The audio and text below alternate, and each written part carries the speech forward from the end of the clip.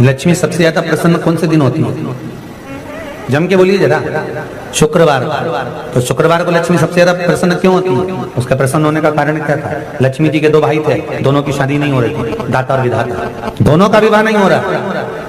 और दाता विधाता के लिए लक्ष्मी बड़ी परेशान थी, रोज नारायण से कहती थी प्रभु कुछ कृपा करिए, दाता विधाता का विवाह नहीं हो रहा, उम्र होती चली जा रही है, इनका कुछ करिए प्रभु, आप नारायण आप कुछ तो कर सकते हो। भगवान नारायण ने तब लक्ष्मी से कहा एक काम करो, बेलपत्री के पेड़ के नीचे बैठकर लक्ष्मी तुम अनुष्ठान करो तुम्हारे भाइयों के विवाह के लिए। इसलिए आज भी हमारे हिंदू धर्म की रीति है कि बेलपत्री के पेड़ के नीचे शाम के समय लक्ष्मी का वासा होता है। इसलिए लोग इस बेलपत्री के पेड़ के नीचे तुम्हारा रात्रि को शाम को 6 बजे से लेकर रात्रि को 8 बजे तक तुम्हारा निवास, जैसे पीपल के पेड़ में देवताओं का निवास, आपको आप लोगों ने यदि पद्म पुराण पढ़ी होगी या सुनी होगी तो उसमें स्पष्ट कहा है पीपल के वृक्ष की गणना, ध्यान देना, पीपल के वृक्ष में सुबह 4 बजे से लेकर 7 बजे तक ब्रह्मा जी का वासा होता है। पीपल के वृक्ष में सुबह 7 बजे तक ब्रह्मा जी का वासा, 7 बजे से लेकर 10:30 बजे तक पीपल के वृक्ष में भगवान विष्णु का वासा। कितनी बजे तक? 10:30। 10:30 से लेकर 11:30-12 बजे तक पीपल के वृक्ष में पितरों का वासा होता है। इसलिए हमारे यहाँ पितरों को श्राद्ध पक्ष में जो भोजन कराया जाता है वो 10:30 से 12 के बीच में कराया। 12 बजे के बाद पीपल के वृक्ष में दोपहर के 1:30 बजे तक आहूतों का वासा रहता है। आहूत कौन? जो गर्भ में शांत हो गए, जो कुंवारी अवस्था में शांत हो गए, जो जन्म लेने के बाद उनका विवाह नहीं हुआ और शांत हो गए, उन आहूतों का वासा उस पीपल के वृक्ष में दोपहर में 1:30 बजे तक रहता है।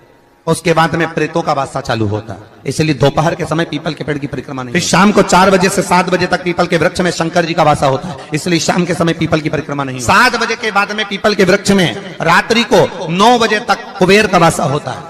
फिर 9 बजे के बाद में प्रेतवास चालू होता है। उसी तरह बेलपत्री का जो वृक्ष है, उस बेलपत्री के वृक्ष के नीचे रात्रि को 8 बजे से लेकर 12 बजे तक बेलपत्री के पेड़ के नीचे कुबेर का निवास होता है। महाराज कुबेर का निवास। प्रयास करा करो किसी बेलपत्री के पेड़ के नीचे हम दीप लगाएं, घी का दीप। यदि संपदा की कमी हो तो, अगर भगवान ने खूब संपदा दी है तो भले मत लगाओ, कोई दिक्कत। महामृत्युंजय मंत्र का यदि आप जाप करते और आपको मालूम पड़ गया कि शरीर में मुझे ये रोग हो गया है, मुझे शुगर हो गया है, मुझे बीपी हो गया है, मेरा ब्लड प्रेशर ऊंचा नीचा रह रहा है, कोई भयंकर रोग, मेरे रिश्तेदार को कोई कैंसर जैसा रोग हो गया, किसी को कोई थायराइड हो गया, किसी को कोई किडनी और लीवर में सूजन हो गई, किसी को कहीं किडनी और लीवर में तकलीफ हो गई, तो शिव महापुराण की कथा कहती है, नवग्रह शिव महापुराण की कथा कहती है कि बेलपत्री के वृक्ष के नीचे महामृत्युंजय मंत्र का जाप जो शुक्रवार की शुक्रवार घी का दिया लगा कर करता है, उसके रोग बाबा देवाधिदेव महादेव समाप्त करते चले जाते हैं। ये संजीवनी मंत्र शुक्रवार के दिन भगवान शंकर को शुक्र को दिया था, इसलिए उसको शुक्रवार के दिन बेलपत्री के वृक्ष के नीचे बैठ घृत का दिया लगाकर शरीर में जो रोग है उसका स्मरण कर कर शंकर जी से विनय कर कर, हे भोलेनाथ आपने शुक्र देवता को संजीवनी मंत्र दिया है, तो क्या आप मेरे को वो मंत्र प्रदान नहीं करोगे? मेरे रोग, मेरी बीमारी, मेरे दुख को आप नहीं हरोगे?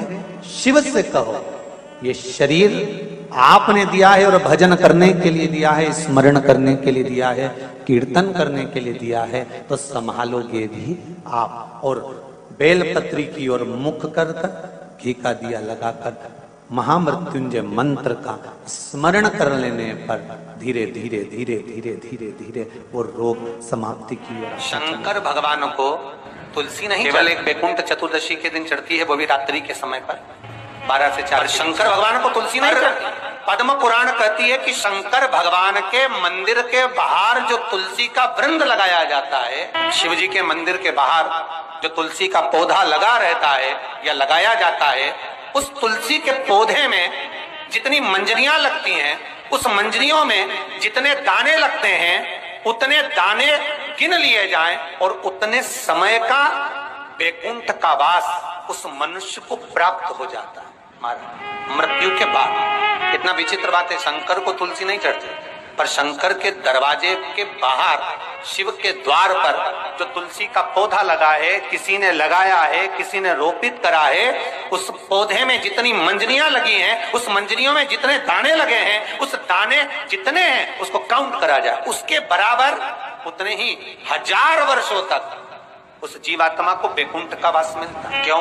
उसकी कथा भी यहाँ पर वर्णन। भगवान विष्णु सामने शंकर के बैठे थे और भगवान शिव ने जब सत्यनारायण नाम रख दिया था, तब भगवान विष्णु शिव से कहते हैं नारायण, भगवान शंकर से कहते हैं भोलेनाथ, त्रिकालदर्शी, कैलाशी, अविनाशी, हे मेरे सारे विग्रह के साथ में लक्ष्मी मेरे साथ में। बहुत ध्यान देना मत, मैं अगर नारायण रूप में हूं तो लक्ष्मी मेरे साथ में, मैं राम रूप में हूं तो सीता मेरे साथ में, मैं कृष्ण रूप में हूं तो राधा मेरे साथ, मैं रंगनाथ रूप में हूं तो गोदा मेरे साथ में लक्ष्मी सदा विराजमान है। पर आज आपने मेरा जो सत्यनारायण नाम रखा है, मैं अपना संग किसको ले? तब भगवान शिव ने कहा, आप जब बाहर निकले जो रोपित मिले बस वही आपको समर्पित हो। तुलसी का पौधा रोपित था, उस तुलसी के दल को भगवान नारायण ने अपना संग बनाया। और बहुत ध्यान देना, सत्यनारायण की कथा हो, चाहे भागवत की कथा हो, चाहे विष्णु पुराण की कथा हो, इन सभी कथाओं में सबसे ज्यादा प्रसाद की महत्वता नहीं है जितनी तुलसी के दल की महत्वता है। क्योंकि सत्यनारायण के साथ में, हरि के साथ तुलसी का स्मरण। किस किस के घर में तुलसी का पौधा है? सबके यहाँ है? रख लो।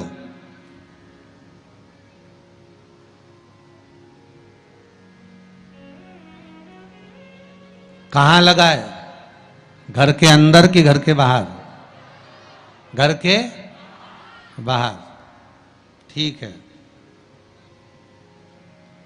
दिया लगाते हो? अच्छा, कौन है वो जिस तुलसी मैया को दिया लगाते हो? कौन है वो? बोलते तो जाओ जरा जल्दी जल्दी। माता है। घर में जो सास है वो कौन है? वो भी बोलो तो जम के बोलो जरा। माता है। बैसाख का महीना चल रहा है, बहुत जोरदार गर्मी पड़ रही है, बहुत जोरदार गर्मी, खूब जोर की। तुम्हारी सास की कुर्सी घर के बाहर लगा दो।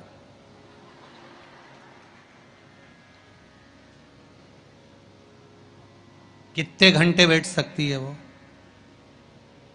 बोलो जरा, जम के बोलते जाओ। यहां विश्वास की कथा चल रही है, भाव और श्रद्धा की कथा चल रही है। कितने घंटे बैठेगी वो? अरे 1 घंटा भी जाने दो रिजी जी हो।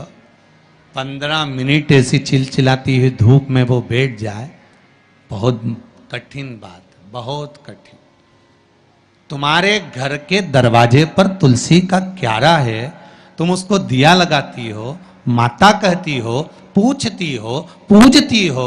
तुमने तुलसा महारानी से कहा, माँ बैसाख की गर्मी पड़ रही है, तेरे को गर्मी लग रही होगी, चल थोड़ी देर में तुझे अपने कक्ष में लेकर चलती हूँ, थोड़ी छांव में रख देती हूँ, तेरे ऊपर एक छत्र लगा देती हूँ, थोड़ा सा एक ब्लाउज का टुकड़ा पड़ा हुआ है, पीस पड़ा हुआ है, उसको मैं तेरे ऊपर डाल देती हूँ, जिससे तुझे गर्मी कम लगेगी। कभी विचार किया? पिनाया है सबने? ए झूठेलियो, पाटीदार जी गाड़ी लगाओ जरा, सबका घर चला। देख के तो आए कित्तों के घर में पिनाया है? अरे देखा देखी में काम बिगड़ जाता है। एक बार कक्षा 8वीं का पेपर था, बच्चों के लिए एग्जाम में लिखने को आ गया, दिल्ली की सबसे बड़ी मीनार का नाम लिखो। आगे वाले ने लिख दिया दिल्ली में कुतुब मीनार है, पीछे वाले ने आगे वाले का देखकर लिख दिया दिल्ली में कुतिया बीमार है। जितने बैठे हैं उसमें से 50, 100, 200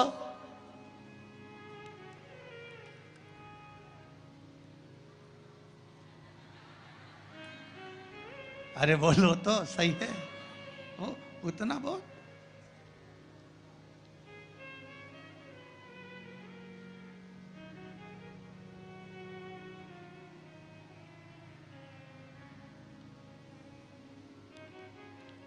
ये तो आपकी चित्तवृत्ति में आपको थोड़ा सा वो कहते हैं ना, एक पत्नी अपने पति के पांव छूती है, एक पत्नी अपने पति को प्रणाम करती है, और बाकी की जितनियों से पूछा गया क्या सब पांव छूती है? हाँ, तुरंत तैयार।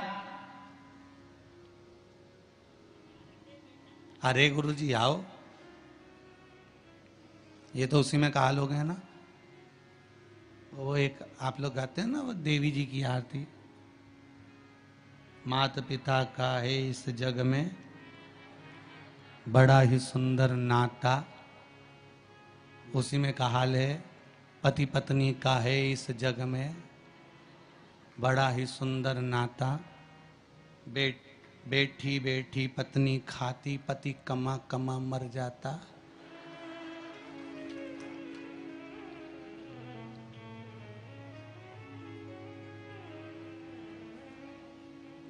ओके, सारी तनख्वाह निपटाने वाली,